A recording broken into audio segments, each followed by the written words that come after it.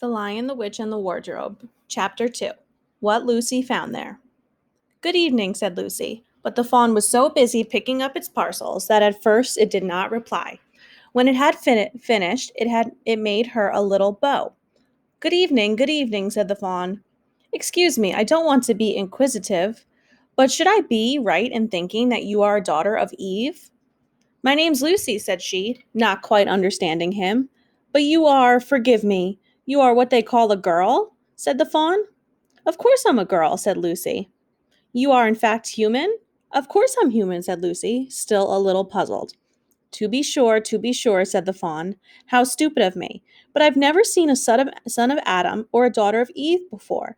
I am delighted. That is to say, and then it stopped, as if it had been going to say something it had not intended, but had remembered in time. Delighted, it went on. Allow me to introduce myself. My name is Tumnus. I am very pleased to meet you, Mr. Tumnus, said Lucy. And may I ask, O daughter of Eve, said Mr. Tumnus, how you have come into Narnia? Narnia? What is that? Said Lucy.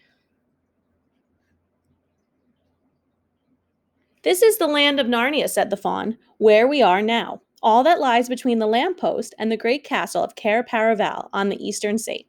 And you have come from the wild woods of the west? I got in through the wardrobe in the spare room, said Lucy. Ah, said Mr. Tumnus in a rather melancholy voice. If only I had worked harder at geography when I was a little fawn, I should no doubt know all about those strange countries. It is too late now. But they aren't countries at all, said Lucy, almost laughing. It's only just back there. At least, I'm not sure. It is summer there. Meanwhile, said Mr. Tumnus, it is winter in Narnia, and has been for ever so long, and we shall both catch cold if we stand here talking in the snow. Daughter of Eve, from the far land of Spare where eternal summer reigns, around the bright city of Wardrobe, how would it be if you came and had tea with me? Thank you very much, Mr. Tumnus, said Lucy, but I was wondering whether I ought to be getting back. It's only just round the corner, said the fawn, and there'll be a roaring fire, and toast, and sardines, and cake. Well, it's very kind of you, said Lucy, but I shan't be able to stay long. If you will take my arm, daughter of Eve, said Mr. Tumnus, I shall be able to hold the umbrella over both of us. That's the way. Now, off we go. And so Lucy found herself walking through the wood, arm in arm with this strange creature, as if they had known each other all their lives. They had not gone far before they came to a place where the ground became rough, and there were rocks all about, and little hills up and little hills down. At the bottom of one small valley, Mr. Tumnus turned suddenly aside, as if he were going to walk straight into an unusually large rock. But at the last moment, Lucy found he was leading her into the entrance of a cave. As soon as they were inside, she found herself blinking in the light of a wood fire. Then Mr. Tumnus stooped and took a flaming piece of wood out of the fire with a neat little pair of tongs and lit a lamp. Now we shan't be long, he said, and immediately put a kettle on. Lucy thought she had never been in a nicer place. It was a little dry, clean cave of reddish stone, with carpet on the floor, and two little chairs. One for me and one for a friend, said Mr. Tumnus, and a table and a dresser and a mantelpiece over the fire, and above that a picture of an old fawn with a gray beard. In one corner was a door, which Lucy thought must lead to Mr. Tumnus's bedroom, and on one wall was a shelf full of books. Lucy looked at these while he was setting out the tea things. They had titles like The Life and Letters of Silenus, or Nymphs and Their Ways, Men's Monks and Gamekeepers, A Study in Popular Legend, or Is Man a Myth? Now, daughter of Eve, said the fawn, and really it was a wonderful tea. There was a nice brown egg, lightly boiled, one for each of them, and then sardines on toast, and then butter toast, and then toast with honey, and then a sugar-topped cake. And when Lucy was tired of eating, the fawn began to talk. He had wonderful tales to tell of life in the forest. He told about the midnight dances and how the nymphs who lived in the wells and the dryads who lived in the trees came out to dance with the fawns. About long hunting parties after the milk-white stag, who could give you wishes if you caught him. about feasting and treasure seeking with the wild red dwarfs in deep mines and caverns far beneath the forest floor. And then about summer, when the woods were green and old Silenus on his fat donkey would come to visit them, and sometimes Bacchus himself. And then the streams would run with wine instead of water, and the whole forest would give itself up to jollification for weeks on end. Now that it isn't always winter now, he added gloomily. Then, to cheer himself up, he took out from its case on the dresser a strange little flute that looked as if it were made of straw and began to play. And the tune he played made Lucy want to cry and laugh and dance and go to sleep all at the same time. It must have been hours later when she shook herself and said, "Oh, Mr. Tumnus, I am so sorry to stop you, and I do love that tune, but really I must go home. I meant only to stay for a few minutes." "It's no good now, you know," said the fawn, laying down its flute and shaking its head at her very sorrowfully. "No good," said Lucy, jumping up and feeling rather frightened. "What do you mean? I've got to go home at once. The others will be wondering what has happened to me." But a moment later she asked, "Mr. Tumnus, whatever is the matter?" For the fawn's brown eyes had filled with tears, and the tears began trickling down its cheeks, and soon they were running off the end of its nose, and at last covered its face with its hands and began to howl. "Mr. Tumnus, Mr. Tumnus," said Lucy in great distress. Don't. What is the matter? Aren't you well? Dear Mr. Tumnus, do tell me what is wrong."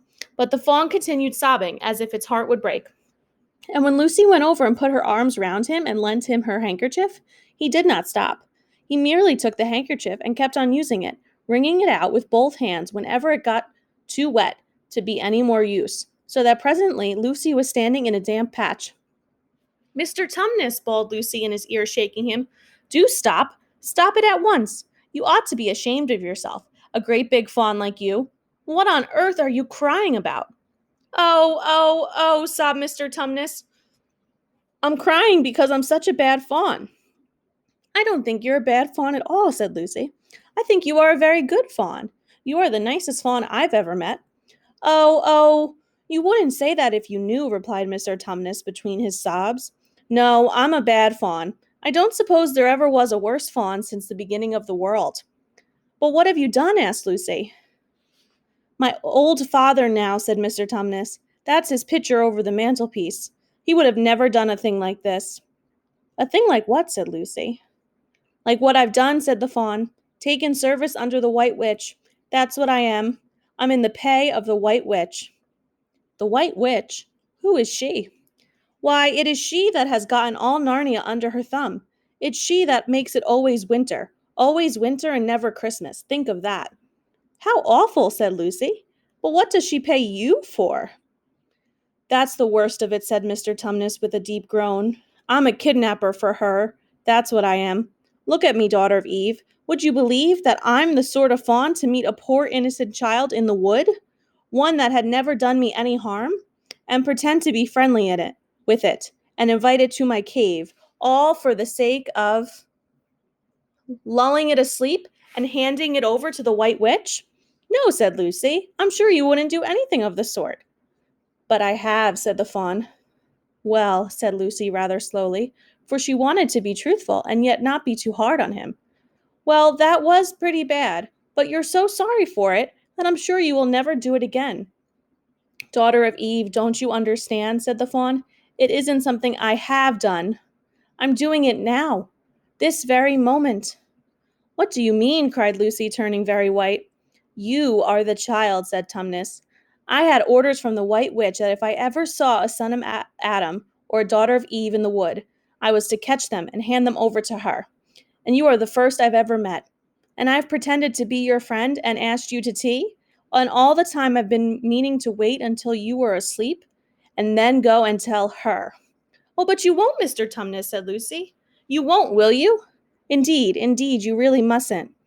"And if I don't," said he, beginning to cry, "she's sure to find out, and she'll have my tail cut off and my horns sawn off, and my beard plucked out, and she'll wave her wand over my beautiful clove hoofs, and turn them into sorrid, hollowed hoofs, like wretched horses.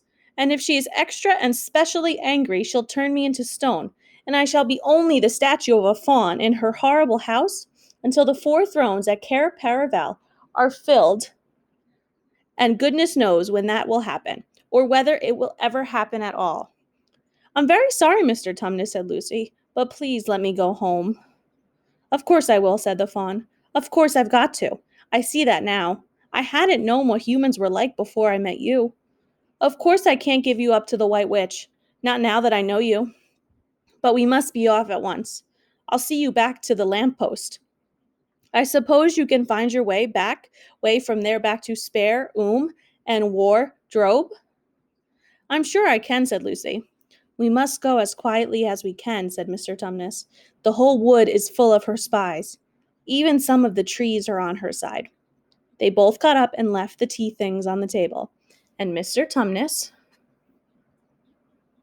once more put up his umbrella and gave Lucy his arm, and they went out into the snow.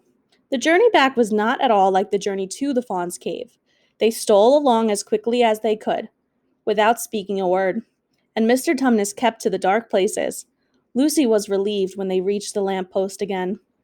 Do you know your way from here, daughter of Eve? Said Tumnus. Lucy looked very hard between the trees, and could just see in the distance a patch of light that looked like daylight. Yes, she said, I can see the wardrobe door.